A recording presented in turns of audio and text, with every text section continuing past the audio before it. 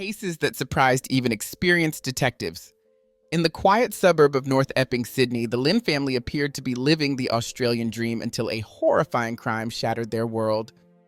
Dive into our latest Reddit story where we delve into the chilling details of the Lynn family massacre. Make sure to hit that subscribe button and give us a like to not miss out on more stories like this. Today, we follow the tragic unraveling of what seemed like a perfect life, leading to a dark and complex investigation and an intense courtroom drama that captivated a nation. Today, we delve into a harrowing case that epitomizes the lethal mix of envy and unbridled greed. These intense and dark emotions frequently lead individuals to commit crimes, particularly when combined with a strong desire for control and lust. It's a grim notion that grows even more ominous when these feelings secretly fester within the confines of a family. Our story unfolds in the Sydney suburb of North Epping within the Lynn family, a household that appeared harmonious and closely knit on the surface. Their saga escalated into one of the most notorious and brutal crimes in Australian history, leaving an indelible mark on the community. The complexity of the case and the duration of the investigation are significant, as the group behind the crime was confident they would never face justice. Their plan was meticulously crafted and executed with chilling precision, but a seemingly trivial detail eventually led the police to a crucial breakthrough. The tale begins with a potent mixture of greed, envy of others' successes, and corrupt passion, elements capable of driving an individual to the brink of madness. This transformation turned a family member into a monstrous figure who remorselessly harmed even the most innocent among them. The Lynn family's story is a tragic tapestry woven with threads of love, ambition, and devastating loss. The love story of Min Lin and Yun Lai Lin started in the late 1980s during their university days.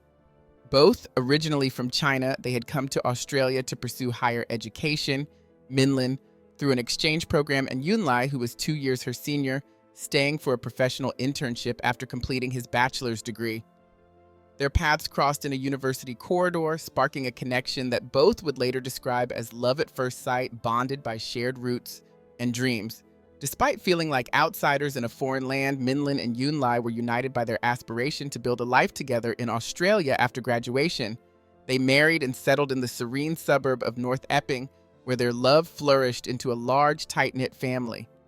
Bound by deep connections and mutual commitment, their life together promised peace and fulfillment, shadowed only by the dark undercurrents that would eventually lead to tragedy. In August 1994, Min and Yun Lin celebrated the birth of their first child, a daughter named June Brenda Lin, affectionately known as Brenda. The family grew with the arrival of Henry in 1997 and Terry in 2000. As the new millennium dawned, the Lins decided to venture into entrepreneurship by opening a small newsstand. Their dedication and hard work soon turned this modest enterprise into a thriving news agency located on Rose Street. The success of their business allowed the Lin family to enjoy a comfortable lifestyle, including a spacious home, a luxury car, and private schooling for their children. Min took the helm of business operations while Yun dedicated herself to homemaking and nurturing their growing family. In their community, the Lins were known for their generosity and kindness, often engaging in philanthropic activities. They were considered exemplary citizens and caring parents, highly respected and without any inclination toward conflict. Brenda, the eldest child, blossomed into a beautiful young woman, admired both for her academic excellence and her compassionate nature, especially toward animals. Her younger brothers, Henry and Terry, were vibrant and sporty with a shared enthusiasm for soccer. The siblings maintained a close bond, often seen as inseparable companions in their familial and social circles. As the Lin family's financial stability solidified, they began helping relatives relocate from China to Australia. This practice started in the early 2000s with Min's parents, who moved to North Epping to live nearby and assist with the grandchildren. Min's father also contributed to the family business by working at the newsstand during weekends. A few years later, Yun's parents also relocated to Sydney, and the Lins purchased a nearby house for them. Yun's sister Irene joined the household too, helping with domestic duties and childcare. By this time, the family's business was flourishing, with annual revenues approaching $1 million. The newsstand had evolved into more than just a shop. It became a local gathering spot where community members would convene to catch up on news and sip coffee. This transformation marked the news agency as a central hub in North Epping, further cementing the Lin family's role in the community. The family's success attracted more relatives seeking better opportunities in Australia. By the end of 2007, Min Lin's younger sister, Kathy Lin Nai, and her husband, Lien bin Robert Z, also migrated to Sydney. They were drawn by the vibrant city's prospects and the supportive presence of their family, hoping to find their own success in this bustling metropolis. Previously, Kathy and Robert Z had experienced life in Australia, having spent some time in Melbourne before returning to China. However, determined to establish permanent roots, they moved back, this time settling in Sydney. Robert, who had enjoyed a successful career as an ENT doctor in China, decided to pivot towards entrepreneurship. They invested their savings into opening a restaurant, but despite their efforts, the business floundered and eventually closed.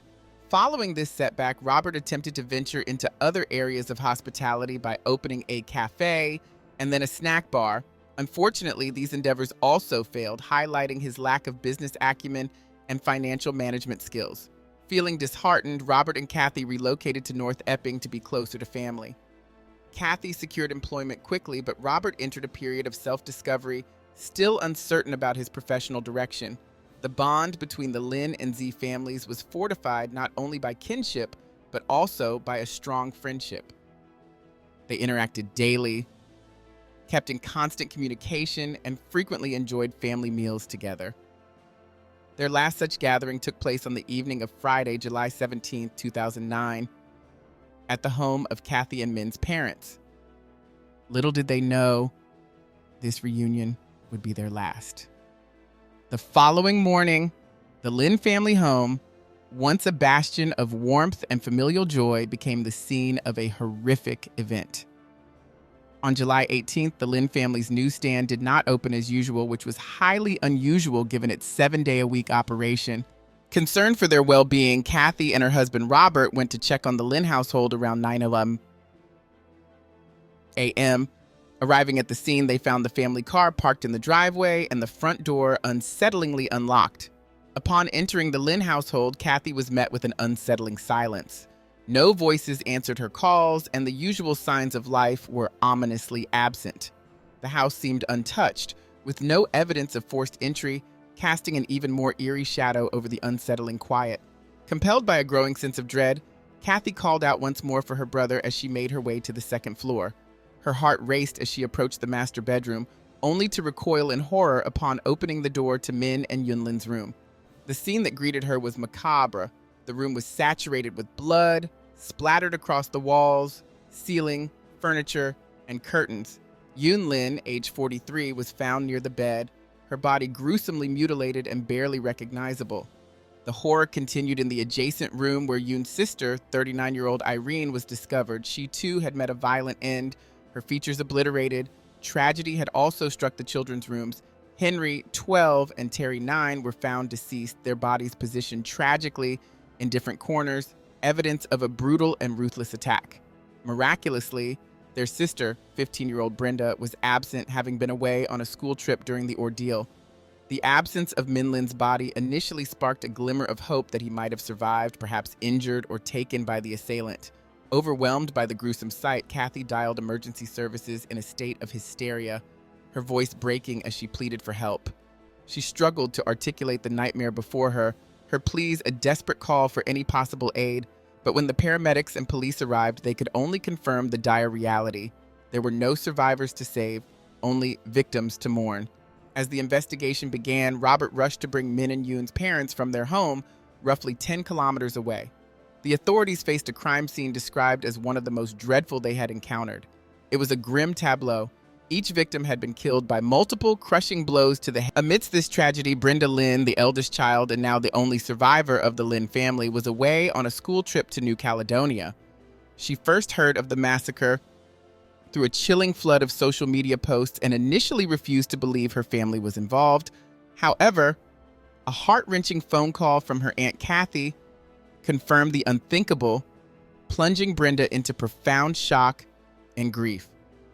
Brenda was urgently flown back to Sydney, where she was met at the airport by her new guardians, Kathy and Robert Z. She moved in with them, as her family home was now a sealed crime scene. The following day, a deeply grief-stricken Brenda was taken to the police station for questioning. She reiterated that her family had no known enemies and that she had noticed nothing unusual prior to her departure, leaving the police with few leads and many unanswered questions. Following the tragic loss of her family, Brenda Lynn inherited a significant fortune, including the family property and their business interests. However, as a minor still attending school, she could not manage her inheritance alone. Her Aunt Kathy and Uncle Robert took on the role of her legal guardians and assumed responsibility for managing the estate. Brenda's grandparents were also willing to offer support, yet Kathy and Robert became her primary caretakers, even going as far as Robert threatening legal action against the elderly couple to prevent them from seeking custody, citing their age as a detriment to caring for a teenager. The Lynn family's shop and publishing business, which had closed temporarily following the massacre, reopened under the stewardship of Kathy and Robert while Brenda continued her education. As Brenda was not yet ready to take over business operations, Robert also took to managing the family's finances, reviewing bank accounts, savings, and real estate assets. Meanwhile, crime scene experts continued to scrutinize every aspect of the incident, but despite meticulous documentation and investigation, no concrete leads surfaced. The prevailing theory among investigators was that the killer had likely acted alone and entered the home either through an unlocked door or with a key, suggesting familiarity with the household. It was also deduced that the assailant wore size 9.5 shoes marked by a distinctive ornate tread pattern. Despite thorough searches, the murder weapon, a hammer, as believed by the police, was never found, and the meticulous use of gloves by the killer left no fingerprint. An investigator, revisiting the details of the case for the 100th time, decided to meticulously analyze Kathy's emergency call once again, hoping to unearth any missed details. During the call, Kathy was noticeably distraught, her speech interrupted by sobs and cries, making it difficult to discern clear information.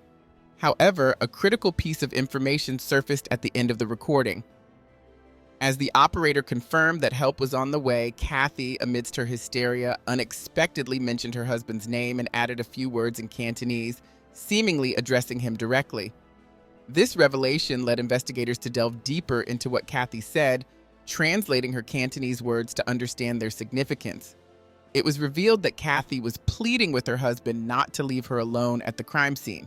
This was particularly notable because Robert had already left to fetch the Lynn parents, leaving Kathy by herself in a house where 5 brutal murders had just occurred. Robert's decision to leave Kathy alone in such a vulnerable state struck the investigators as exceedingly strange and suspicious.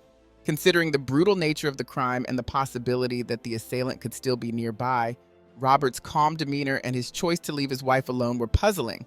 It suggested he might have been confident that no harm would come to Kathy, raising further questions about his involvement and potentially pointing towards him as a suspect in this intricate and grim case. Several months into the investigation, which had initially yielded no fruitful leads, the police finally pinpointed a primary suspect, Robert Z. It emerged that he possessed a key to Min Lin's house, a key that Min had given him as a precaution shortly before the tragedy struck. Intriguingly, Robert had never disclosed this fact during questioning, and Kathy was completely unaware that her brother had entrusted her husband with a key. This critical detail came to light thanks to Brenda, who mentioned it unwittingly during her discussions with investigators. Further scrutiny of Robert's background revealed discrepancies in his professional narrative. Although he held a medical degree, Robert had never secured a stable position as an ENT doctor. There were murmurs that he had fled to Australia to escape legal repercussions for alleged bribery back in China.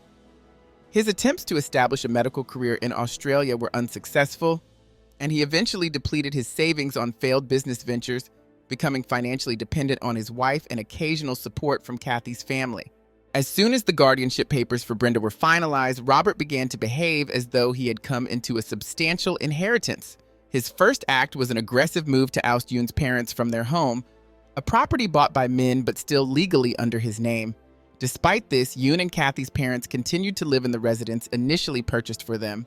This series of actions led investigators to suspect that Robert was motivated by deep-seated envy towards his wife's more successful and affluent relatives. As a result of these harrowing revelations and the comprehensive evaluation of all evidence presented, Robert was ultimately convicted on all counts. He was sentenced to 5 consecutive life sentences, reflecting the severity of his crimes with no possibility of parole. His efforts to overturn the conviction through appeals were consistently denied, affirming the gravity of his actions and the judicial system's commitment to justice for the victims. The harrowing ordeal of the Lynn family serves as a stark reminder of the deep-seated emotions and hidden conflicts that can lurk beneath the surface of family relationships, leading to unimaginable tragedy.